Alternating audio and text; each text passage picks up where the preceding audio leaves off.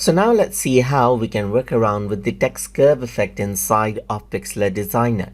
So to do that, I'm going to go around and click on text right here, and let me just go around and type in tube over here and choose black color, just like this, so that I can see. So now if I were to go around and scroll down, then you can see that there's different options over here. So I'm just going to go around over here, and let me just make it larger right here. So I'm going to go around and say tube, keep on watching and keep on learning right here, just like this. So once this is done, I'm going to go around and scroll down, and over here you can see that I can turn on curve, and you can see that right now it's arc. So if I were to go around and change around the amount, you can see that it changes around the curvature of this particular text. As you can see right here, you can change around the amount of the curvature of this text.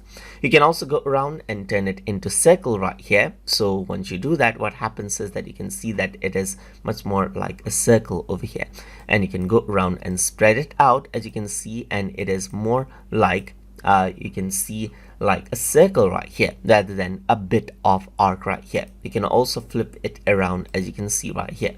So if I were to go around over here, and let me just go around and then copy and paste this content right here, you can see that I can go around and it seems more like a circle right here. You can spread it out more, you can flip it out, and this is what you have. You get the circle curvature right here. Arc is only a bit of curve right here, but circle is more like in a semicircle form. Then after that, you get the half as well. So what happens is that if I were to go for circle, you can see that it expands all the way through. With half, you can see that it goes around, and the selection is half right here. So you can spread it around more or flip it out over here, just like this as well, to make it a semicircle right here, just like this. And that is how you can utilize the curve effect inside of text in Pixlr Designer. So if you guys learned something, as always, please like, comment, share, and subscribe.